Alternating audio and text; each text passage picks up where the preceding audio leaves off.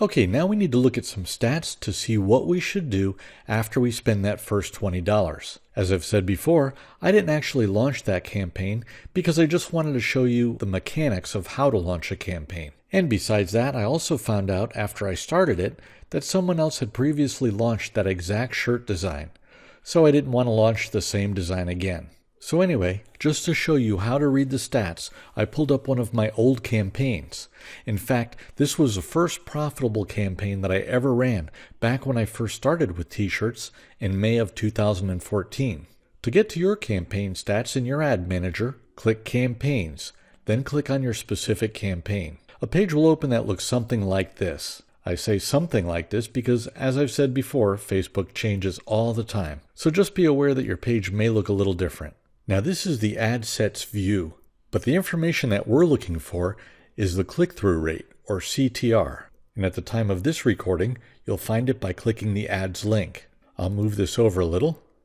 Okay, here's the CTR, so we know we're in the right place. Now I launched this campaign on May 28th, so I have this set to the first day of the campaign. I launched it at 10:43 in the morning. I had the budget set at $15 per day. And from 10:43 to midnight, a total of $11.03 was spent.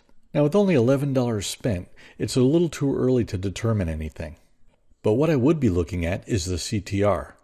And the CTR is the number of times that your ad was clicked divided by the number of times it was shown on Facebook. So that means if you have a CTR of 4%, it would mean that 4 people out of every 100 that see the ad click it. Now I consider anything above 3% to be a good CTR. This one had 4.15, so that's good. Now typically, the higher the CTR, the lower your cost per engagement. There are also some other factors involved like competition, but the CTR is probably the biggest. Now at this point, I've only had 43 engagements, so Facebook is still trying to figure out what to charge me. You'll find that when you first start your campaign, Facebook usually starts you out with a higher cost per engagement, then lowers it as the campaign goes on.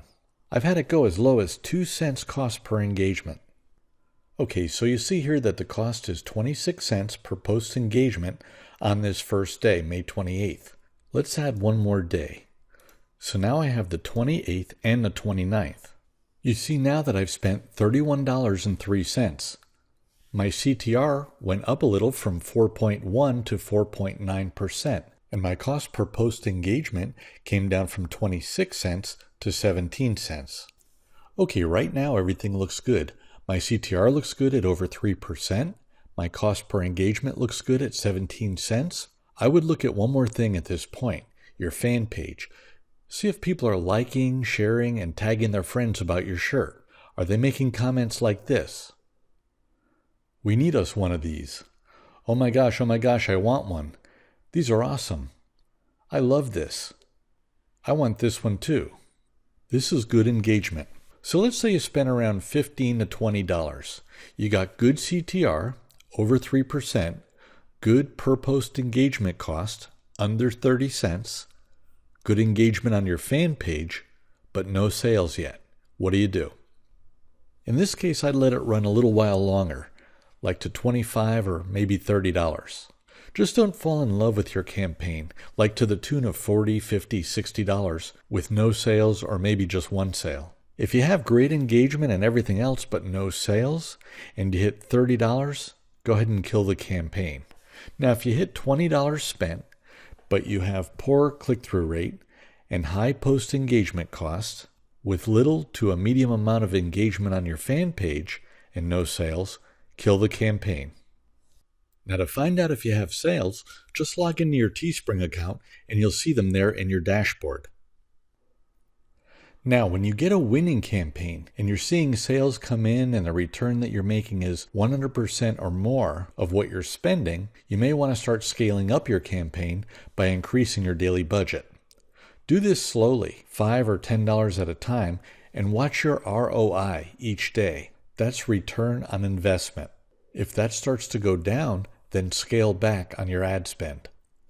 By the way, in case you were wondering how this campaign did, by the end of the first day, I sold 2 shirts after spending $11.03. By the end of May 29th, the second day, I was up to $31.03 in ad spend, and I sold 7 more shirts for a total of 9 shirts by that point. This campaign went on to sell 72 shirts during the week. After that, I went crazy, throwing up all kinds of campaigns. My next 22 campaigns were all losers. I almost gave up. I quit for a little while and focused more on my other businesses. But then I decided to get some more training and get more focused, and after that I started knocking out 2 to 4 winners out of every 10 campaigns that I tried. So if you go through a period where you get several losers in a row, that's just part of the learning process. You may need a little more practice, a little more training, or a little more focus. Okay, let me show you another resource to get some valuable information about your campaigns. It's Teespring Analytics. It's still in beta at the time of this recording, so they're still working on it. And there's no link to it from inside of Teespring, but I'm going to tell you how to find it.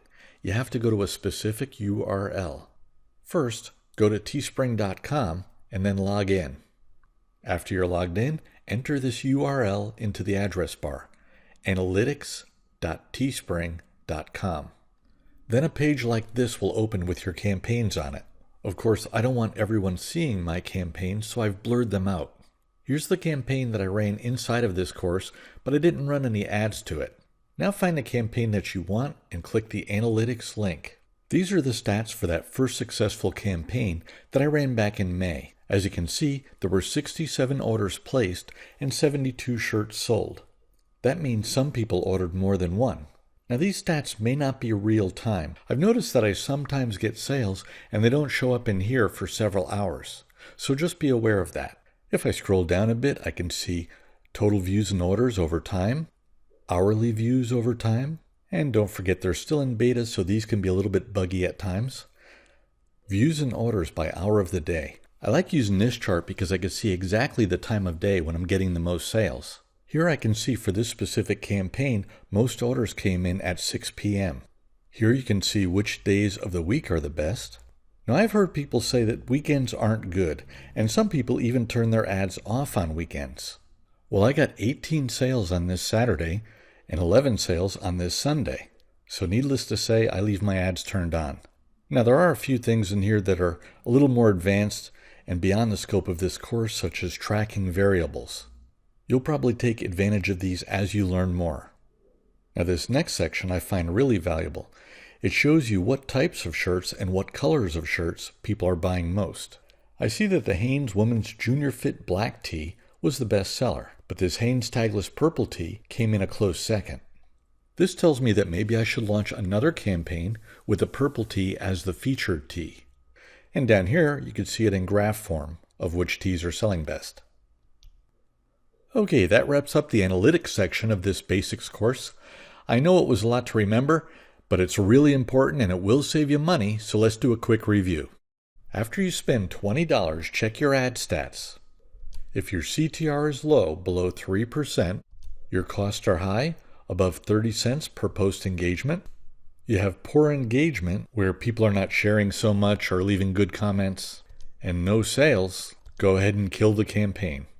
Now after you spend $20, if you have good CTR above 3%, low cost, below 30 cents per post engagement, good engagement, but still no sales, I would let it ride a little while longer. If you spend $25 to $30 with still no sales, go ahead and kill it. Don't fall in love with your campaign hoping you can turn a loser into a winner. Even if you have good engagement and good CTR, it's still time to cut your losses. And after $20 ad spend with 2 or more sales, consider scaling it up. And at any point during your campaign, if you're making over 100% ROI, consider scaling it up. Now these numbers are not set in stone. They're very general rules just to give you some rough guidelines. I'm not telling you that you need to do this or stick to these rules, but basically this is what I do.